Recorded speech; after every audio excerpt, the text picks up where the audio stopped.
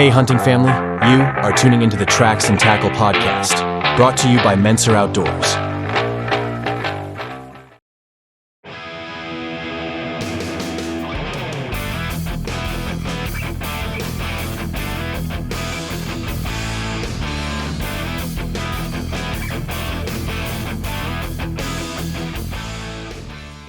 Hey there, hunting family. This is Ron from Tracks and Tackle, and we're back with a quick preview of an exciting episode coming your way. We're thrilled to have Bryan Farmer joining us, a true leader in deer management and hunting advocacy. With over 27 years of experience in the city of Farmington Hills Department of Special Services, Bryan has played a pivotal role in creating impactful programs like the Southeast Michigan Urban Deer Coalition and the Hunt Michigan Collaborative. In this episode, Bryan shares how these initiatives are shaping the future of hunting, from innovative urban deer management strategies to building partnerships that grow hunter participation. We also dive into his vision for expanding this concept beyond Michigan to create a nationwide movement he calls the American Hunt Collaborative. If you're passionate about preserving the hunting tradition and making a positive impact on wildlife conservation, this is an episode you won't want to miss. Tune in to learn how Bryan's groundbreaking work is ensuring the future of hunting for generations to come. Let's get to it. Hey there, hunting family. It's time to give a shout out to a company that's been keeping our communities moving since 1995. I'm talking about Interstate Garage Doors. For nearly 3 decades, Interstate Garage Doors has been the go-to choice for comprehensive garage door services in South Central PA, as well as the surrounding Hagerstown, Maryland, and Martinsburg, West Virginia areas. And get this, they're not just any company. They're veteran-owned and family-operated, with a proud history of serving both residential and commercial clients. Their professional technicians are the real deal, offering top-notch installations from industry-leading manufacturers and expert repairs for all garage door makes and models. From residential garage doors to overhead doors and openers, Interstate Garage Doors does it all. So whether you're a hardworking contractor building homes or a homeowner looking for service or just needing an upgrade, you can trust Interstate Garage Doors to get the job done right.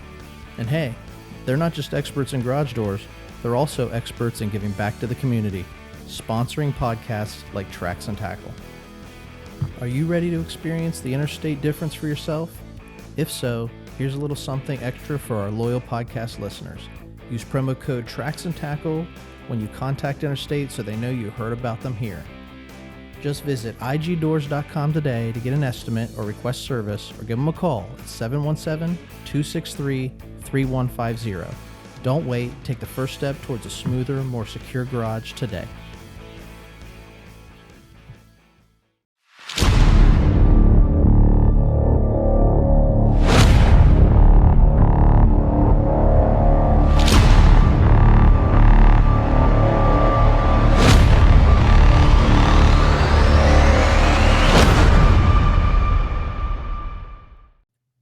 Hey, hunting family. How's everybody doing? Welcome back to Tracks and Tackle. We've got a good one for you today.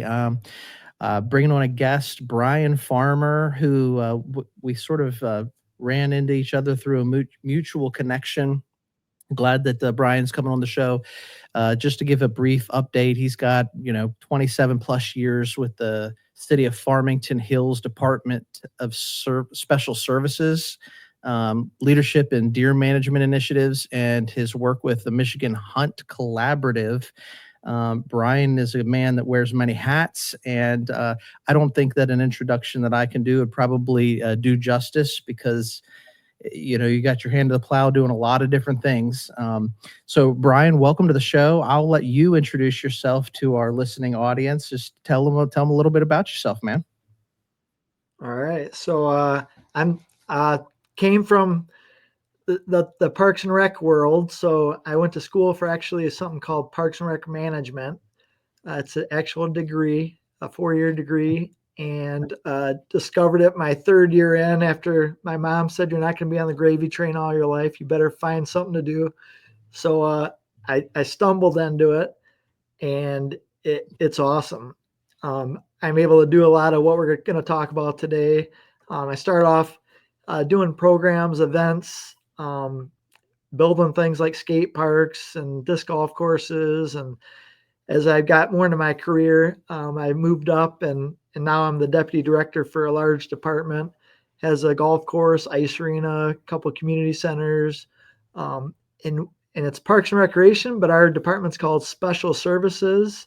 And if you know Parks and Recreation, it's a lot of things. Some people run cemeteries. Some like it's crazy. So we, for example, do Meals on Wheels to seniors. We have a whole bus fleet that transports seniors around. We have we manage our fire stations in terms of maintenance. We do the same thing at City Hall. So we do a lot of different things along with all the Parks and Rec fun stuff. And one thing, how I got involved with deer management was the city manager was a hunter. I was a hunter, and I started an archery program in 2011.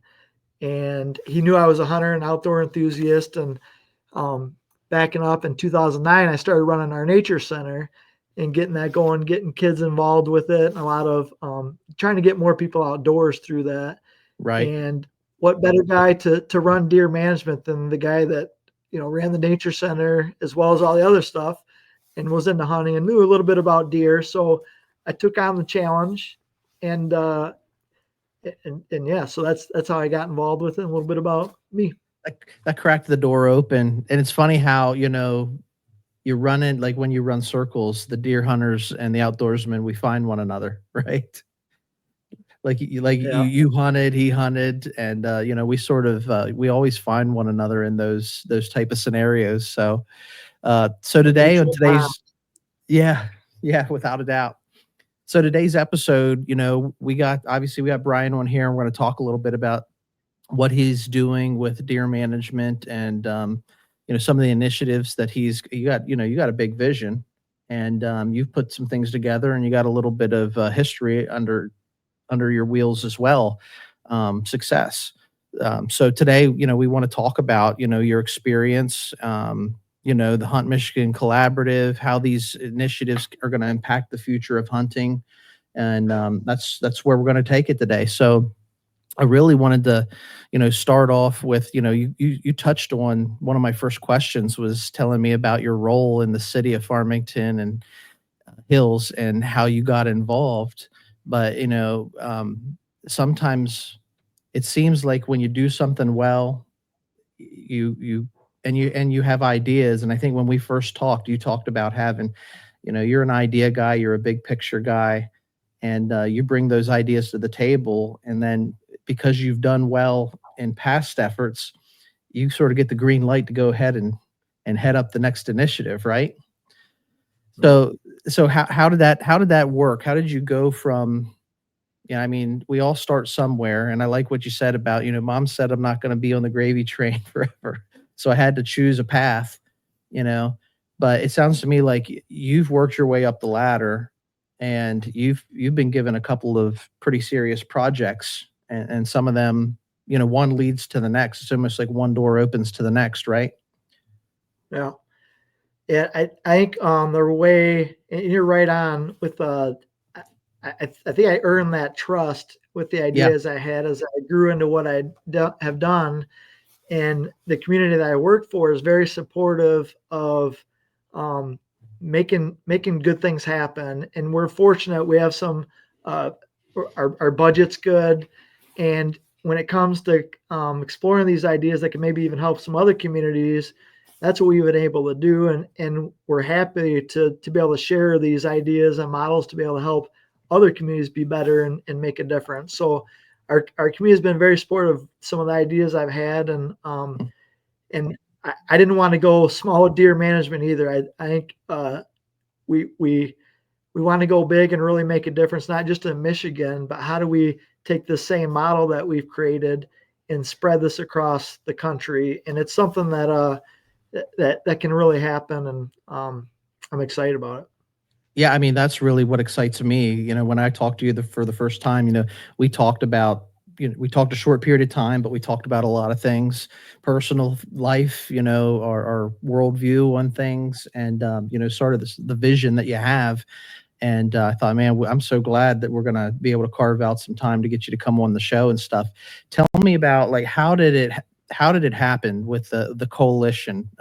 What is it? The Southeast Michigan Urban Deer Coalition. How did that thing Yeah. birth? Well, I'll let me say one more thing before I jump into that. Sure.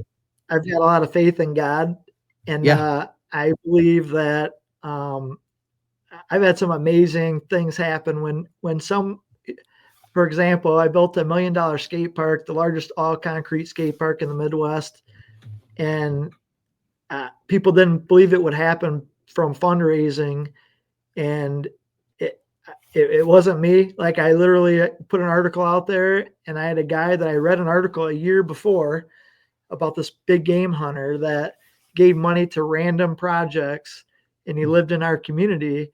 And I was like, man, that guy sounds cool. I forgot about him. And then this article goes out, and I get a phone call from George Riley's assistant and says, hey, George wants to meet with you. And I'm like, name sounds familiar. And so again, been praying about, God, let's prove him wrong. Let's show that we can make this thing happen. And so I get the phone call. I go visit with him, and he gave $500,000 to kick things off. So it was real easy to like spark it. And then he gave another matching grant. So immediately we raised about $800,000 within less than a year, and it came easy. So I learned through a lot of the projects that I've done that if I just sort of let God lead the way, and I'm just going to listen and sort of let it go. And when I know something's going to happen, it's going to happen. And I haven't been wrong since I've been sort of taking that path of not me coming up with all this stuff and doing it in my time, but sort of waiting and being patient, and it happens in God's time. So I'll jump into the question of, how did the Southeast Michigan Urban Deer Coalition come about? It was, in 2014, we really started the idea of Farmington Hills, where I work in the city. I oversee deer management. We had some deer issues, and our city manager at the time said, hey, let's figure out, how do we start this thing off? How do we start to address our deer issues? So we contacted the DNR. They graciously met with us right away. So in 2015, we started collecting data, meaning we took phone calls from residents, started writing them down, getting emails, logging them. We did aerial deer counts in a helicopter to be able to see how many deer year after year, to sort of track that. That was cool. I bet. That sounds exciting. Yeah, we did a community deer survey. Well, not a lot of people can handle the helicopter. I'd taken several people up to give them the opportunity, from our park staff to DNR, to people, to be able to help do the counts. You've got to be built for it, huh?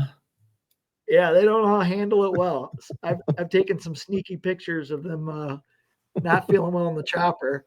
Yeah, thinking they were tough guys until that happened. But fortunately, I was able to hold my cookies and fly on the helicopter and be able to get that experience several times. So we started collecting that data in Farmington Hills, and immediately I asked the DNR after we reached back out and said, why are we doing this by a city approach? Why aren't we doing this regionally? And why don't you have a plan in place to help us manage urban deer? So the state plan says, there's a statewide urban deer management plan, but nowhere in there does it say, here's how you can manage the deer. It just says there's deer in your community. This is what they eat. It educates people about deer and wildlife, but not really how do you reduce that population if it gets too high. So at that time, the DNR didn't want anything to do with telling anybody, any community, they had a problem, because communities sort of created their own problem when they started putting ordinance against hunting, because that took away the only way to really control that population, because of cities growing up and urban sprawl, and they thought, okay, we better stop hunting. So then now we've got the problem of too many deer, and we go to the DNR and we say, how do you reduce the deer population? Well, you got to hunt them. People don't like that answer. They want to find, do you vaccinate them? Do you sterilize them? What else do you do? We don't want to kill them. So um, as time went on in our data and collection, we discovered that a neighboring community also wanted to start doing the same kind of research. So we helped them get started and said, here's what we started doing per recommendation by the DNR. So here's what you should do. And let's partner up on these aerial deer counts. So we did. And we started taking that regional approach. So that wasn't good enough because we had a lot of other communities saying the same thing. So in 2021, we rallied up a bunch of communities, city leaders, city managers, mayors, and we put the word out and said, hey, we're going to create this coalition. And it started with the Oakland County, like one county area, to start to get together to say, okay, we have a county problem. How do we best manage this together? Because the deer doesn't know borders. If we were Right. to do a call, they're going to cross that street and go to the next community, and they're going to have the same problem. So we thought, okay, if we can get everybody together and really manage the deer together, it seems to make a lot of sense, common sense. So the DNR has been very supportive as we've gone through this process. So the coalition began in 2021 in Oakland County. Then we did a 7-county survey about deer, asking residents, what do you feel about deer? Do you think they're a nuisance? Do you have concerns about deer? When we looked at the overall data, it was about over 70% of the people were saying, yeah, we think we might need to do something about the deer. A lot of people said they didn't know. Some people just Sure. said, I enjoy seeing the deer around. So at that point, we realized, okay, we're going to get some support from residents. There's definitely some concerns with deer. They're seeing a lot of deer. There's deer vehicle crashes. There's a lot of landscape damage. There's fear of Lyme disease, Mm-hmm. potential other diseases, safety for their pets, their kids. So you think of it, they'll say it. It's a lot of concern about deer. So in 2023, we created this to be the Southeast Michigan Urban Deer Coalition. And that brought in more opportunity for other cities from other counties to be part of it and become a network to work together to come up with a solution to better manage deer in Southeast Michigan. And so like your role within the coalition specifically, your role, because it sounds like you were instrumental in getting the thing going, but what is it exactly that you did or do? So I took charge because if you've ever been in a meeting or a situation Yep. where, let's say Somebody's got to you're be the looking for point of the spear, volunteers, right? you're looking for volunteers and you hear crickets, Yeah. like, all right, I gotta lead this. So that's sort of what happened. We invited everybody to the table. We continue to get more and more communities jumping on. There's several communities as well as the University of Michigan, Michigan State, U.S. Department of Agriculture. We have state representatives, House of Representatives. We have state senators. We have county leaders. So it's a lot of different people. So I'm able to lead and basically direct city managers and mayors Yeah. and say, here's what we're going to do. Hey, can you do this? Can you help out with that? And it's really been great to get that support across the whole region and people really letting me take lead on it. And ultimately it's not that hard to say we need to better manage deer. And there's a lot of reasons why. And it's not about killing deer. It's about healthier habitat. A lot of communities have browse lines in their parks with invasive species growing up. They Mm-hmm. start to talk about, what about the birds? What about the bees? Well, you're not going to see them as often when you don't have the flora and the fauna appropriate to what the environment should be. When you've got deer Right. eating all that, you start wondering why they're coming to eat your plants in your yard because they need to eat, and that's what's available for them. So it's really become in a lot of communities a major issue, not just in Michigan. We've done our research across the country and developed some good partnerships there too to learn from. Yeah, it's everywhere. I mean, basically, if I had to narrow it down, I would say like it's either you increase food supply or you deplete herd numbers, right? And you to have a healthy herd because they need to eat, and they're going to go to where that food is, whether that's your flower bed or whether that's a food plot that you have out, set up, or, wherever that is. So that's great. And then so you got this coalition established, but then in addition to this coalition, you've got this project, the Hunt Michigan Collaborative, right? Yeah. And this is, I don't know how to frame this up. Like, this is another project, or is this just another tier, near neighbor to the same project? I mean, I love the concept, but why don't you just explain the mission of that, the collaborative, the Hunt Michigan Collaborative? So I'm going to say this is the solution to growing hunting across the country, and we're going to start it in Michigan and help develop the model for it. And it's already, again, that vision of seeing it happen back, I would say in 2015 is when we started doing high level archery programming. Mm-hmm.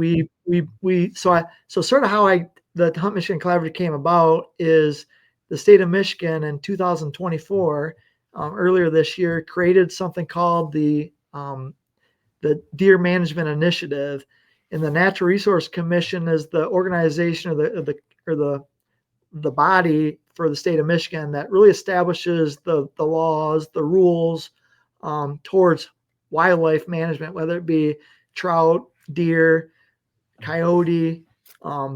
They're in charge of the state's wildlife and making those policies and decisions for the DNR to carry out.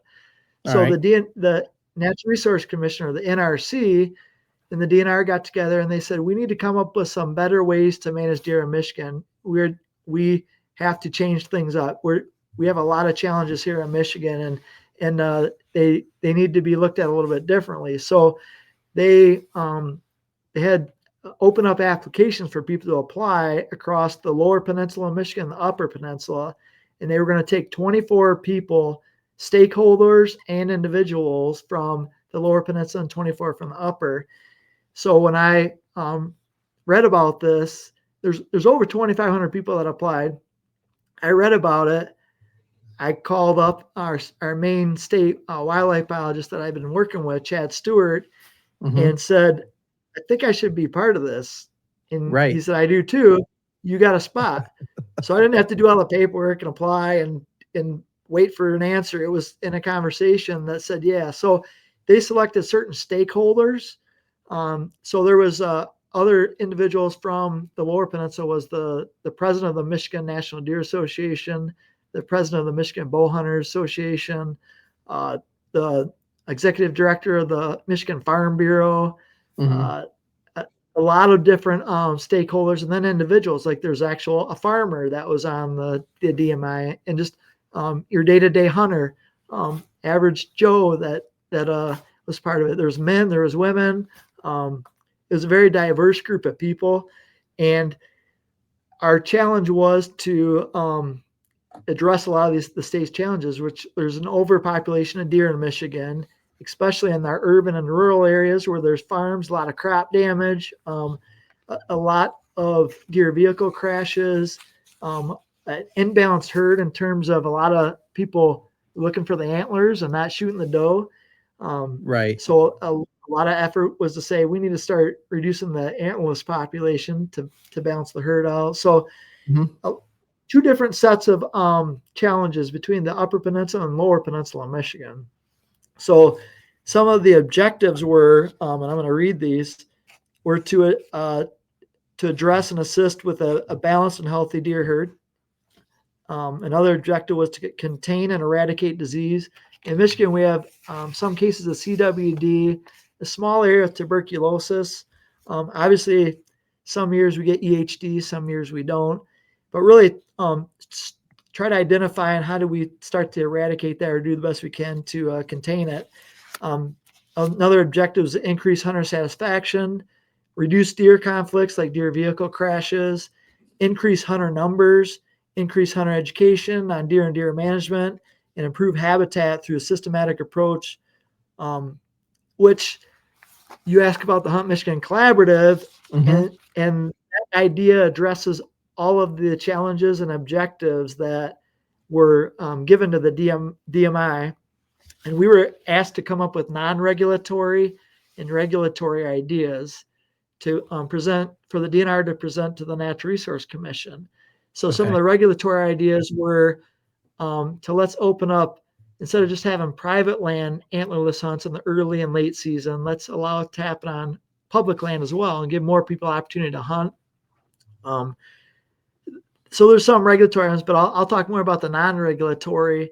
And those were ideas like the Hunt Michigan Collaborative, increased funding support for the Michigan Sportsmen Against Hunger, improve public land habitat, increase opportunities for access to agriculture in urban areas. So a lot of those non-regulatory items that the DMI suggested are all sort of wrapped up in the Hunt Michigan Collaborative. So it's an exciting new idea. Yeah, so let me chime in here because you're feeding. That's like I feel like I'm drinking from the fire hose, and I love it. So, what really fascinates me is, whenever I looked into this and we talked about this first time, because this is what we talk about a lot of times, when we're just having conversation on this show, is, and you touched on it, the increasing the hunter population, right? Our hunting population, that demographic has been decreasing statistically. Some of it's cultural, there are tons of different reasons behind that and statistics behind, why. But for me, the thing that we talk about a lot is, man, just be a mentor to somebody. Like, whether it's a kid that's getting into it at an early age, or whether it's a guy in his 40s who wants to get started and just never had a dad show him or anything like that. Like, we all need a mentor. And so, like, when we talked about increasing hunter numbers, through this program, I thought, man, this is something I want to hear a lot more about.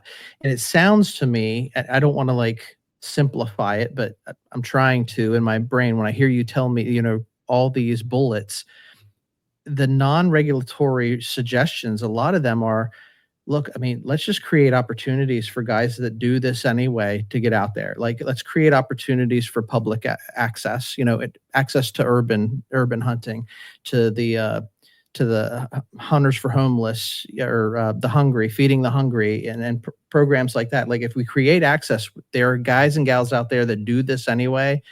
And if you're built mentally like I am and like you are, and most anybody that's listening to us, like, we're going to embrace those opportunities and step through the door. We just need an invitation, somebody to give the nod of the green light, say, hey, come on, step through here and do this with us. Right? Am I wrong? Yeah. Yeah. So there's guys like us that already do it. But the other reason why I got invited to be part of the DMI was my involvement with archery. In 2015, we built an archery range, the first design of its kind in Farmington Hills. It's called Riley Archery Range, named after that guy that gave all the money to the skate park. Right. He also supported this idea of the archery range. And the Safari Club International Novi chapter that I'm part of, they ponied up some money and support as well to get things rolling. So we built this range. Basically, it's got two side walls, a back wall, baffles over top so the arrows won't fly out, and you're shooting from underneath the shelter. So we opened up this range, and in the first year, over 5,000 people came and shot at the range. In 7 years of being open, over 30,000 people have shot at that range. We started working with, in 2016, I started going to the Archery Trade Association trade show. I was invited there to go speak about this archery range and the programs that we're doing in Michigan. And they said, well, you need to get more communities getting, started too. So I said, sure. So in 2017, I said, don't expect Parks and Rec people to come up with half the money to buy the equipment. Give it to us. Stop having us try to find ways to get the money. We already are running the programs. We'll provide the land. We'll market it. We'll get the people in the door, and we'll handle it. But give us the equipment. So they said, okay, we'll try this. We'll give you the equipment. They gave us, backing up, when I first started archery in 2011, They invited 17 communities to come to a training to learn archery and get certified. And out of those communities that attended, you had to go and get a grant afterwards. Farmington was the only community that started an archery program because everybody else didn't have the time to go fundraise to get equipment. So I want to prove to them that if you give it to us, we'll get things rolling. So fast forward to this year, we have over 50 Parks and Rec departments now, since they've helped give us, I would say half of those communities they've given us equipment for.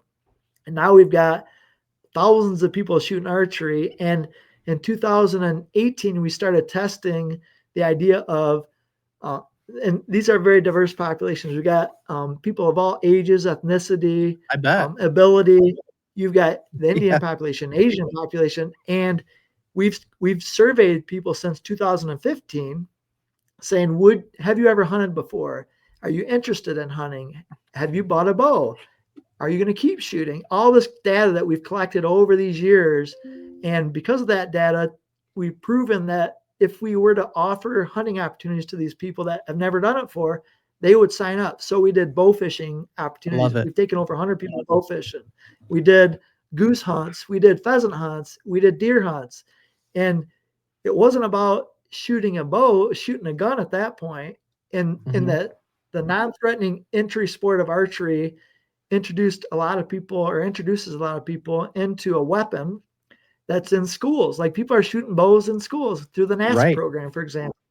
So it's easier to help them understand if you use a weapon safely, like a bow or a gun, it's okay to use that for hunting. And so we've gotten hundreds of people out hunting that have never done it before.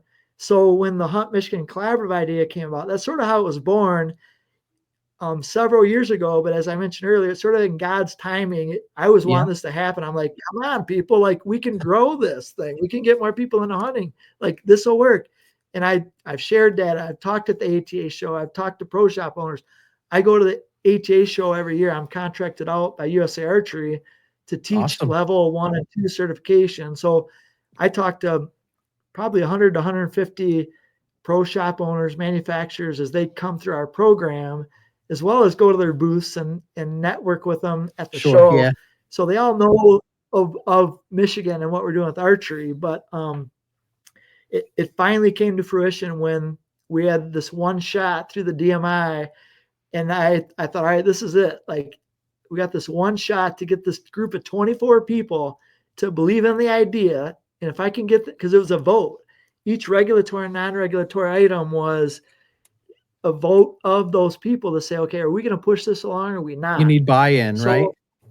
Yeah, it was like, again, a lot of prayers, like, all right, if this is meant to be, it is. If it's not, it's not. Right. So I connected with some key people in that group and had some conversation. And when it came up for vote, 22 people said yes, 0 said no, and 2 abstained because they didn't want to vote for anything because they didn't want to have their names associated with anything. They wanted to remain on the fence. Yeah. Yeah, I'll call it unanimous in that way. I'll say, yeah, that's great. They believe in it. Yeah. So what I can explain what it is because everyone's probably wondering, what does that mean? So it really starts with 2 things to get it rolling. And one is connecting people with all of these hunting opportunities. And we've got Safari Club that does hunts. We've got Pheasants Forever. We got the Turkey Federation. We've got several organizations. You got Bob's Conservation Club down the road doing squirrel hunts. Like all these great groups are doing all these opportunities across Michigan. And if we can just let everybody know about them, we might get new people into it, or even people that just don't have a good spot to go hunt. I've gotten emails from people saying, I've been hunting in, up north and I don't see deer. And I'm afraid my kids are going to not want to hunt because we just never see deer. Like, and then they'll learn about these opportunities and they'll sign up. I'm like, thank goodness, like we found a spot we can actually see deer. So one way is to connect people. And that's through basically, here, I'll hold it up. We created this simple ad with the QR code. And this is going to be put on signs at shooting ranges throughout Michigan. It's going to be in the Hunter Digest that gets put out to every hunter that's going to look at it. It's going to be in on different websites. like the Safari Club website, the Turkey Federation website. It'll be in Parks and Recreation brochures. It'll be, we have cards that we're handing out to kids in camps. There's a lot of ways we're going to get out through the media. The Farm News did an article about it, and I've had over 300 people email me, people from all over the country saying, one was from Washington saying, I got a few buddies that we want to go hunt in Michigan, and we never see deer here in Washington where we go. We like to go there. We heard about this program. We like to try it out.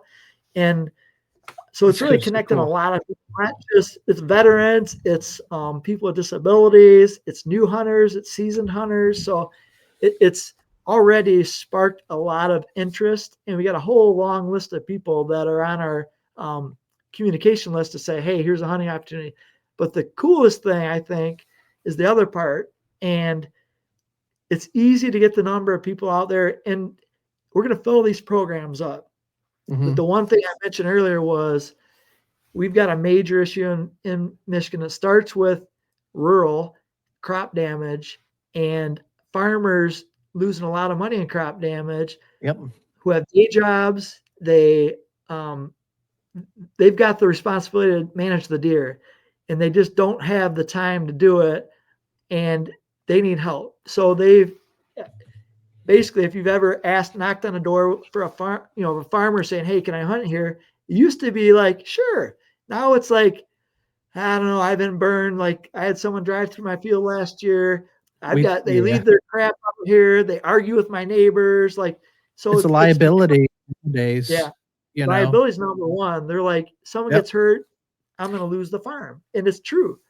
So what we created is, it's called the Hunt Michigan Collaborative National Deer Association Farm Tour. And it's covered on the liability of the National Deer Association. They've already got a system in place. So we coordinate with the farmers. So let's say we're already working with the Farm Bureau and the Soybean Committee, which the Soybean Committee is a 7-person governor-appointed board. And they love this idea, and they've connected us with a lot of farmers already that need help. So, and the DNR is in support of it, making sure we get the deer management assistant permits, the crop damage permits, and the support we need to be able to do these organized hunts. So the way it works is, a farmer says, I've got so many deer, I need help. I've got a couple guys that come out in the summertime, help me out, but it just never ends, and I need more deer shot. So we create this organized hunt, which after we meet with the farmer, we determine, okay, can we put 6 blinds out, ground blinds out on your property safely? Most of them have over 1,000 acres or more, different farms in the same area. So they get the DMAPs, they get the crop damage permits. So for example, the DMAPs take place during the hunting season. So in Michigan, that's September through January now, that you can either archery hunt or gun hunt different times during that period.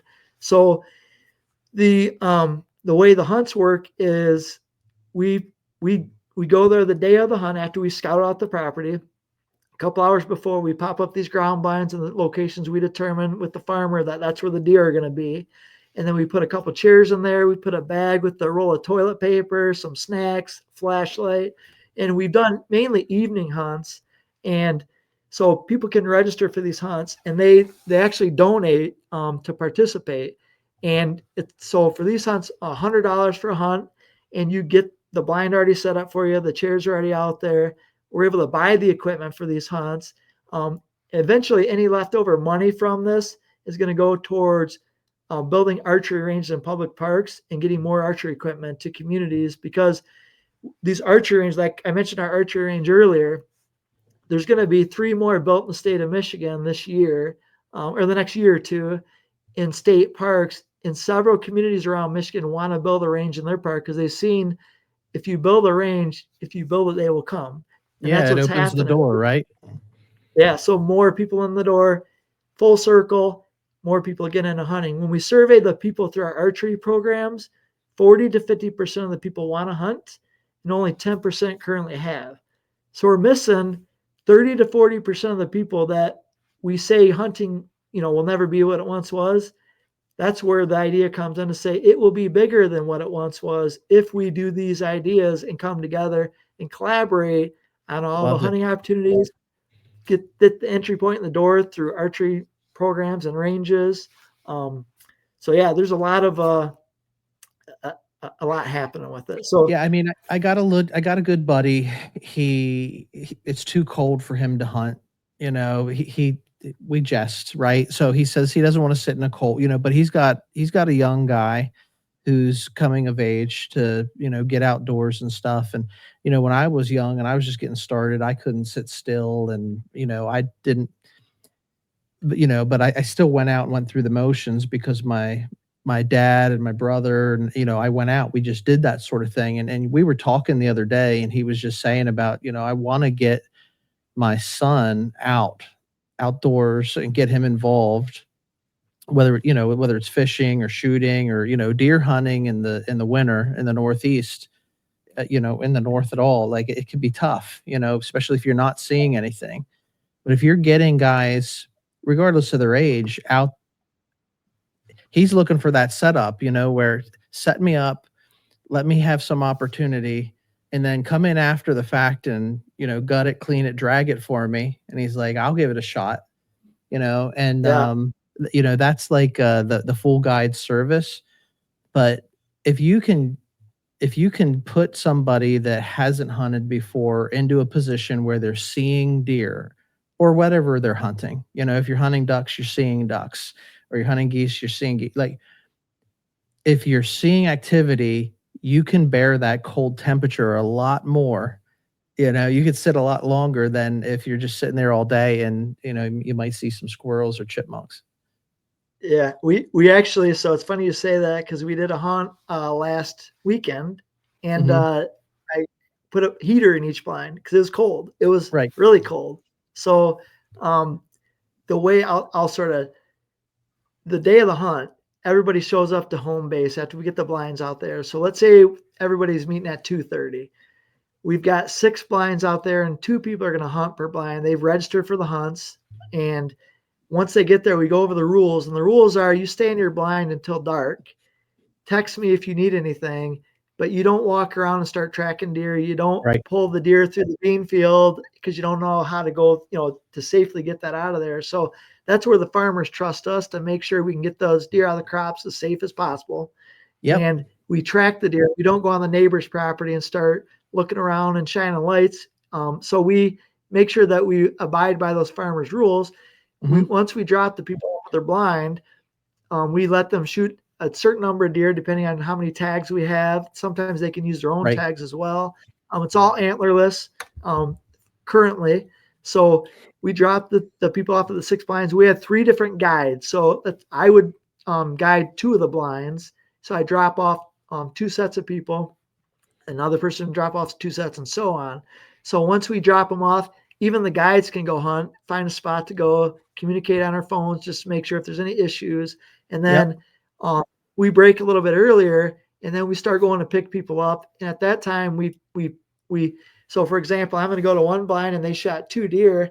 I'm going to pick them up, throw 2 deer in the back of my truck, tag them, take them to that other blind where they shot 2 deer, and together we'll field dress. Some people have never field dressed a deer before, That's so part we'll of the educate learning them and teach experience them to too. do it. Yeah. Yeah, Yeah. some have done it before.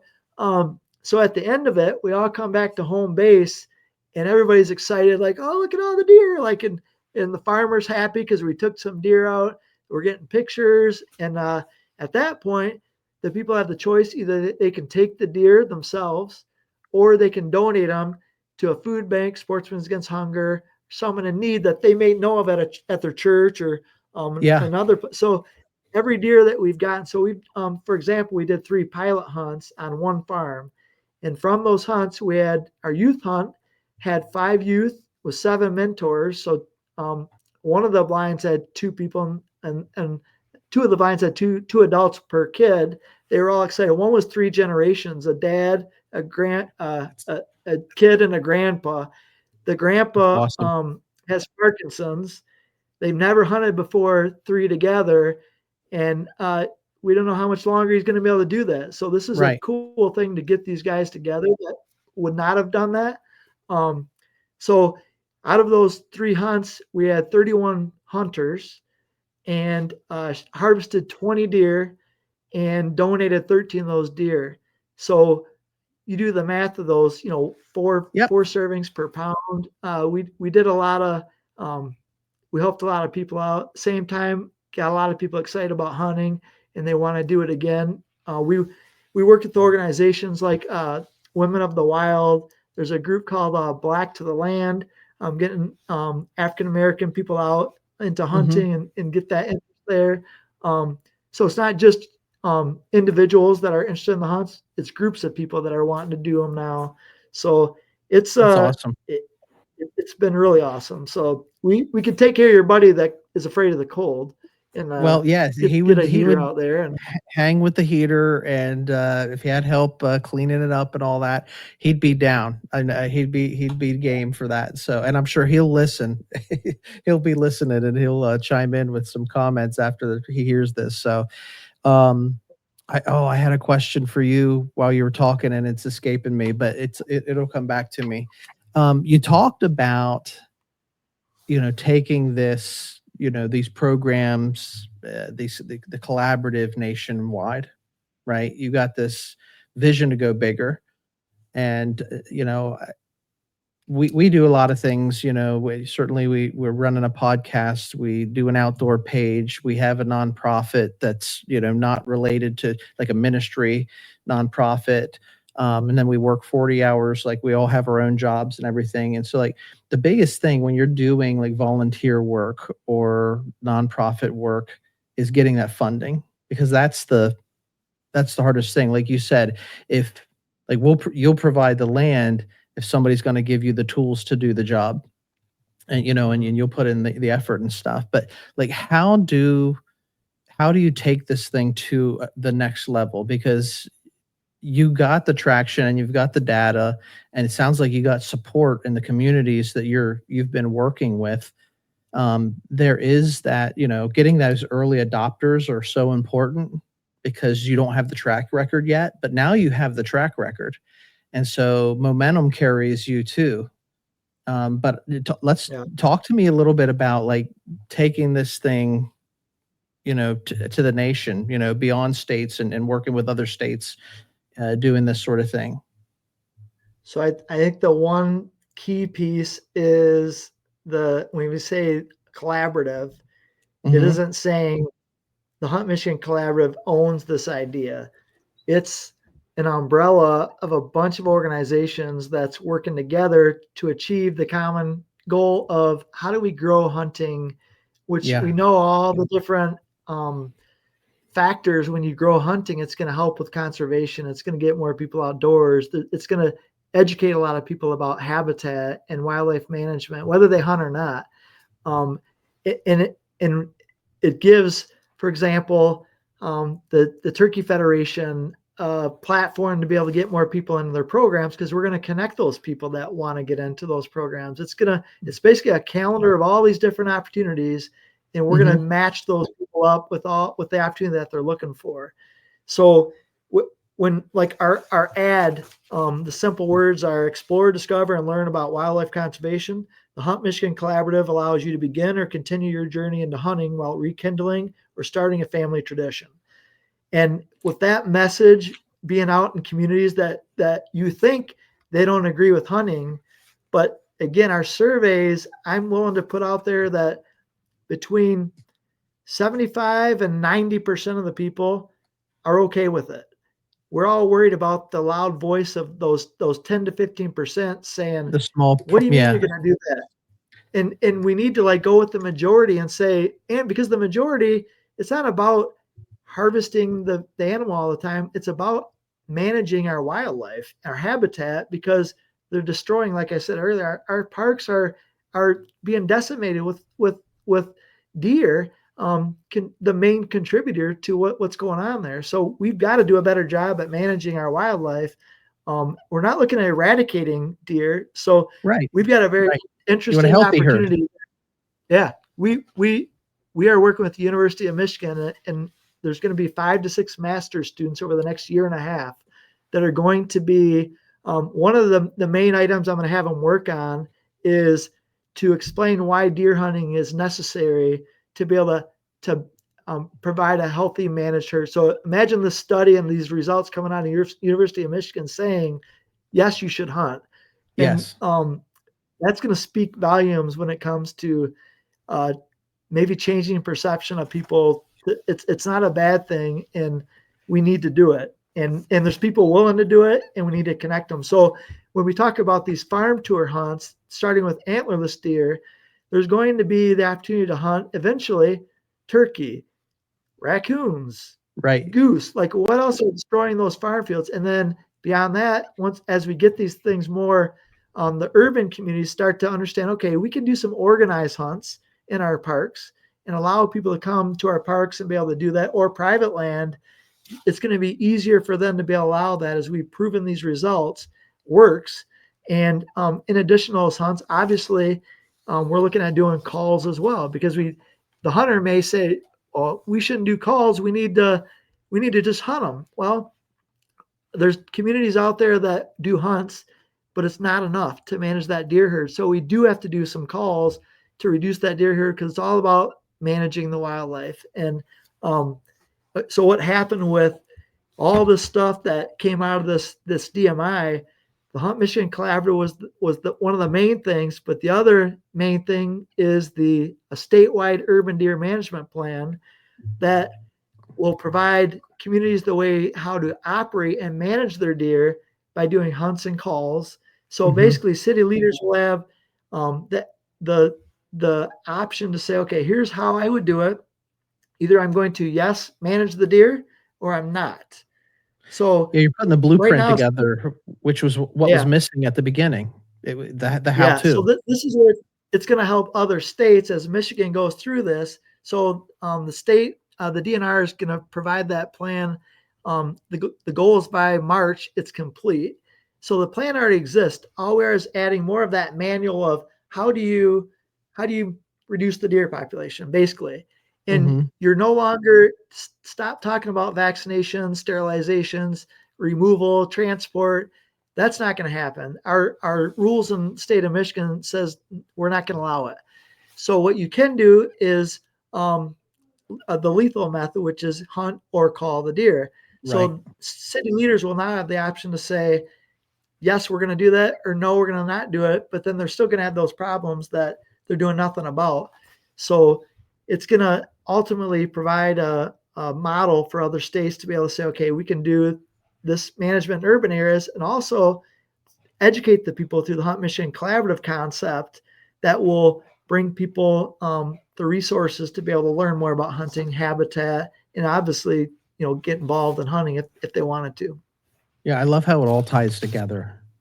Here's my question as I'm listening to you, and I'm thinking about the urban hunt. Like, all right, you're surveying these folks. You've got data to back, and I'm a data guy because the data doesn't lie, right? And you're getting overwhelmingly people are saying, yes, I'd be interested in hunting. Yes, we do have a deer problem.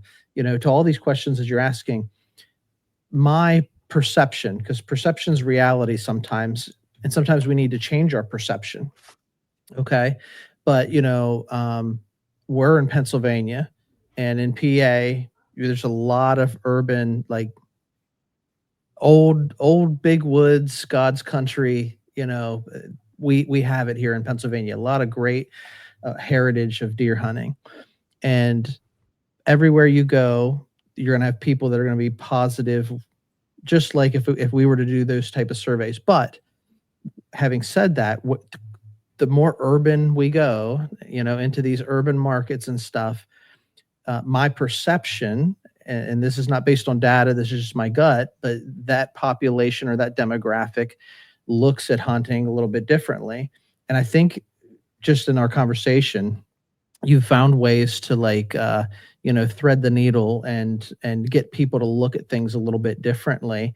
But talk to me a little bit about challenges you've had with getting people on board in those urban situations, people that are not necessarily anti-hunting, but they're not necessarily pro killing the deer at first. Yeah. Does that make sense? So, yeah. We, it's an interesting question, because I'll give a good example. I've got a donor anonymous donor that only I know who that gives this money towards Right. invasive species management.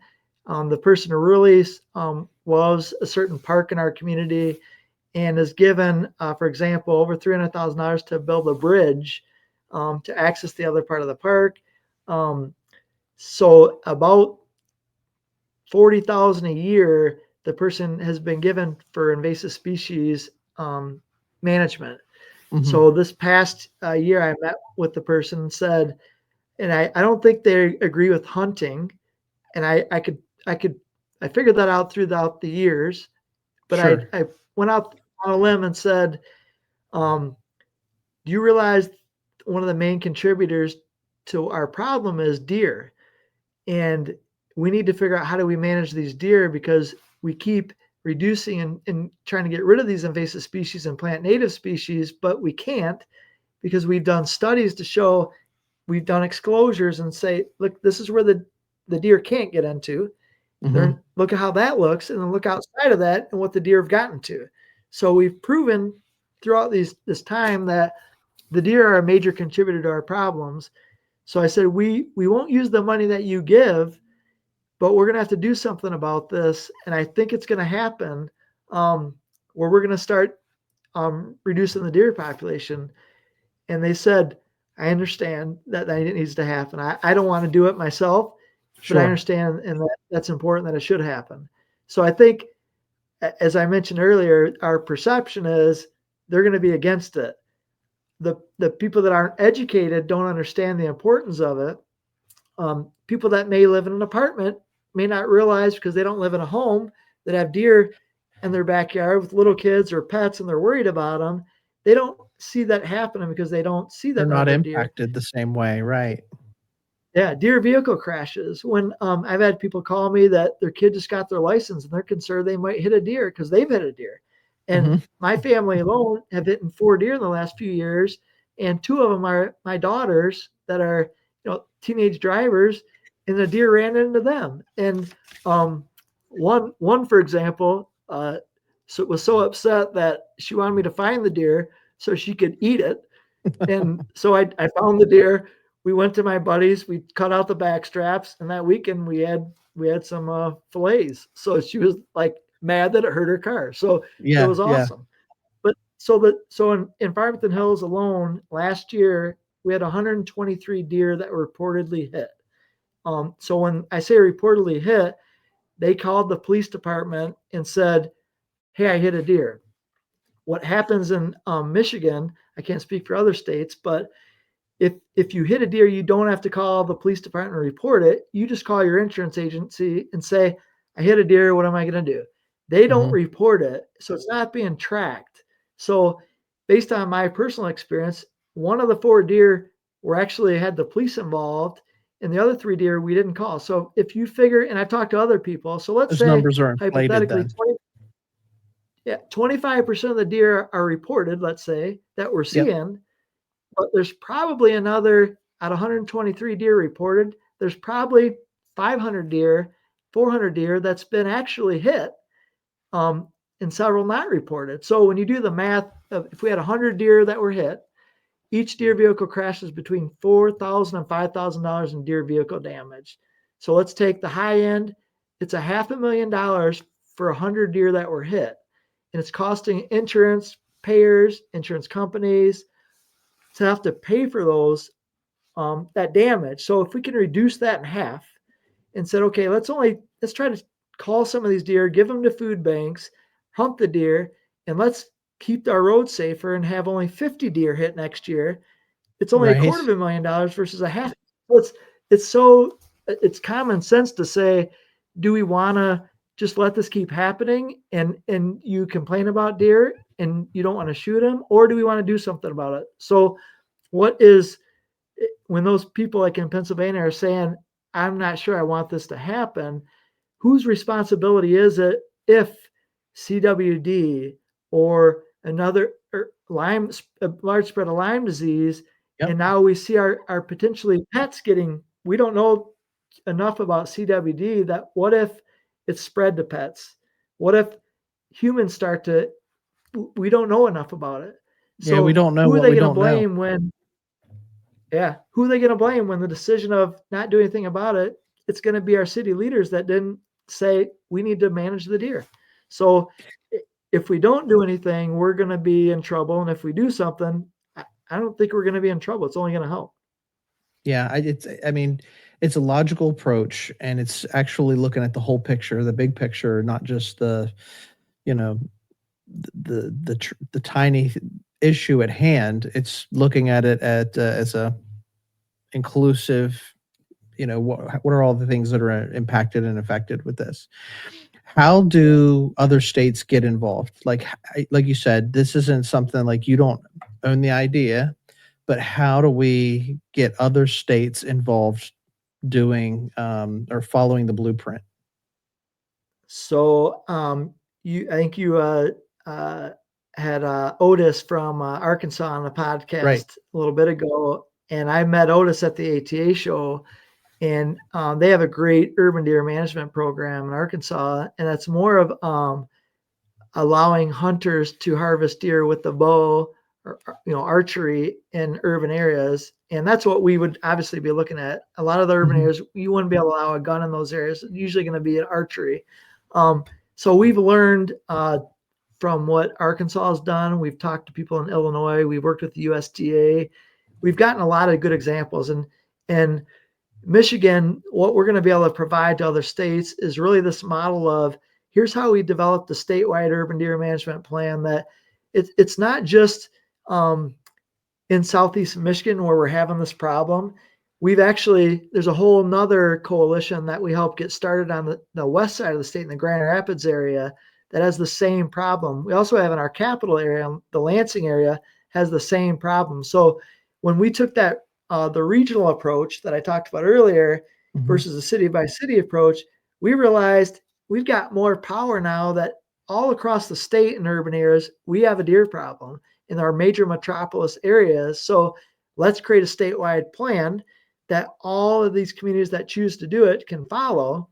And it's basically a formula of like, here's the step-by-step approach to reduce the deer population. And along with the education and everything else that goes with it. So then when city leaders can read that, they can vote to do it or not do it. So budget wise, who pays for it? So at this point, that answer is yet to be determined, but Sure.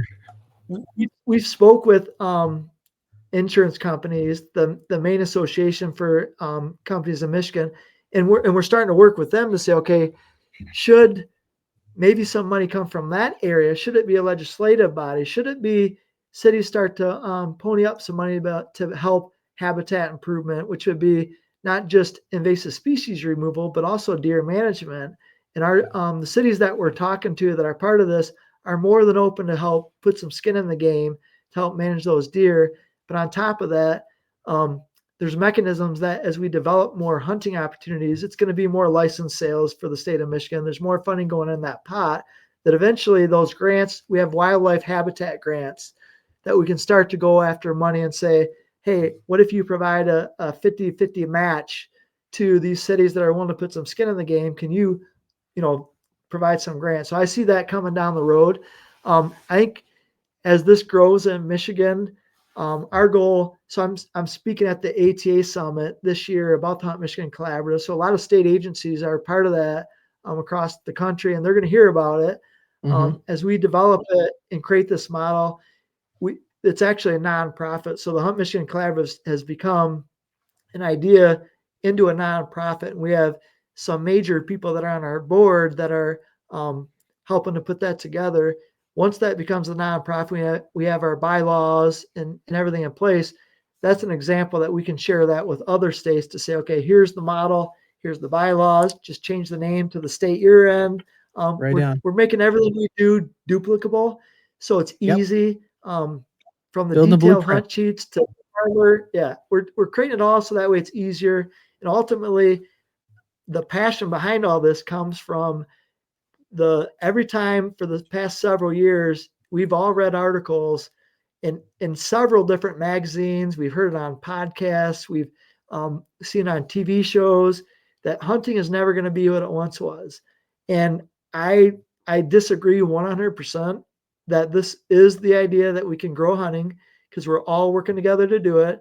And I brought, when I presented this idea during public comment at the Natural Resource Commission to be able to share more information, I bought 2 or 4 towels, and each towel said Hunt Michigan Collaborative. It was a little white golf towel. Mm-hmm. And at the end of the, what I said was, here's a towel.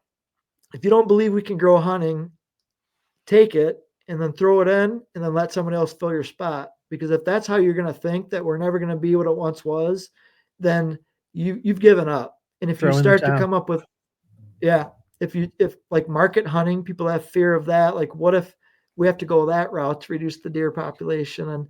And the argument back is, have we tried everything? We haven't tried this all the way yet. So let's do it. And now that we've started it, it's everybody's on board. So we look forward to sharing more of it throughout other states who's ready to take on that same approach. So look for it. Yeah, no, I love it. This is exciting to just sit here and talk to you about and hear you describe, and I'm getting pumped up, just having this conversation. How can our listeners connect with you, follow you, or connect with a Hunt Michigan Collaborative? How do we find you? So there's a website. It's a Hunt MI Collaborative. So MI is the short for Michigan. We have on that website, it's really easy to navigate. It describes what we're doing, and there's a couple other links from that. So one is that calendar of all these hunting opportunities, like I mentioned earlier with the National Turkey Federation. There'll be farm tour hunts on there for 2025. All the other opportunities throughout Michigan. And the other part, if you're a landowner, if you're from Michigan, it's not just farms that we're opening this up to. We've had actual nature preserves, people that run those for counties, saying we've got a major deer problem in our nature preserve and we need to manage the deer. We realize it's a nature preserve, but we can't let this many deer be here. So they've reached out to say, can we do some organized hunts on those properties? So again, it's given people access to these great hunting properties. Again, antlerless deer to start, but as time goes on, it's going to spin off into other wildlife and even, antlered deer. So it's going to be exciting as this thing continues to grow. But that's how you'd find out.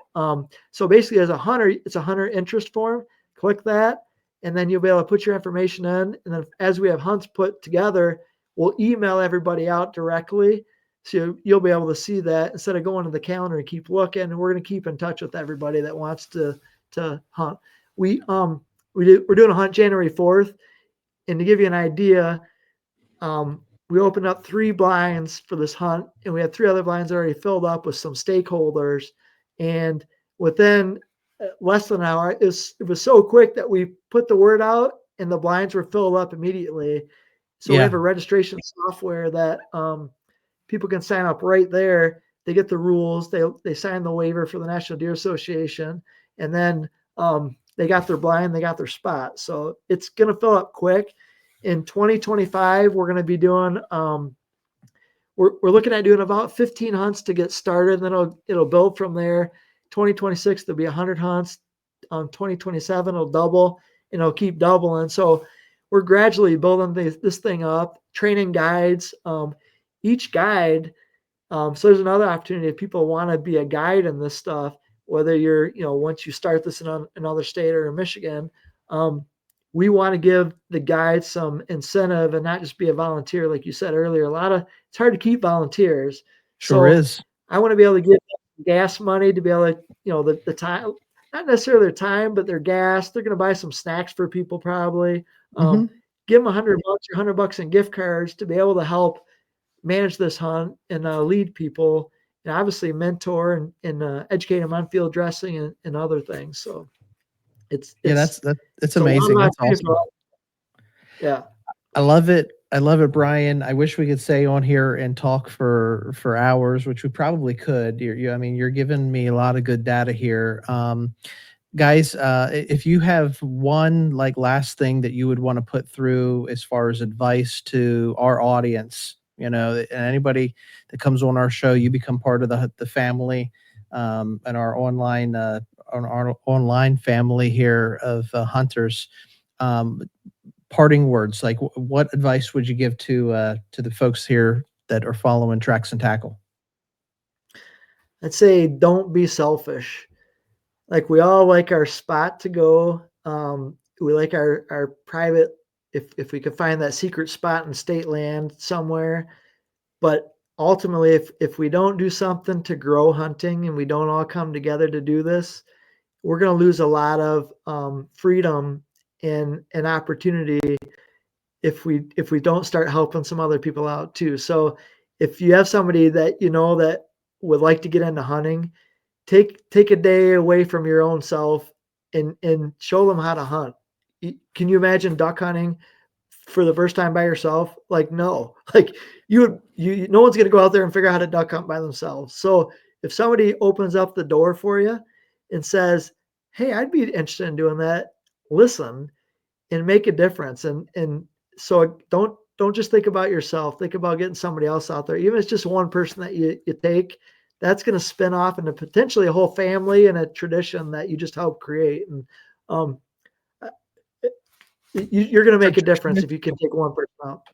Tradition is something, when we're talking about changing perspectives and educating people, family tradition is something that almost universally people gravitate to, Yeah. and so it's got to start somewhere.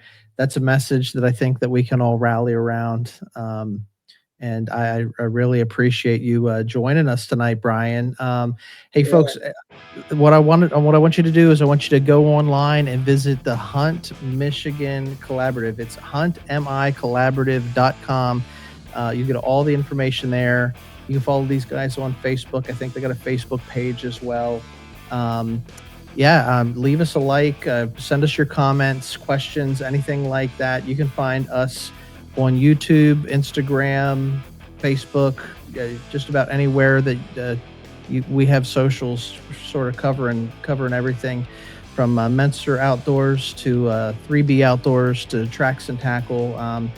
Leave us a like, share this podcast. That helps get this message out so other people can see it, hear it, and spread the message. So, Bryan, appreciate you for giving me a little bit of your time here this evening. If you want to hang on, we'll wrap it tonight. And we just thank the hunting family for tuning in, guys. Until next time, get outdoors, stay safe, and remember, nature is our playground. Have a good night.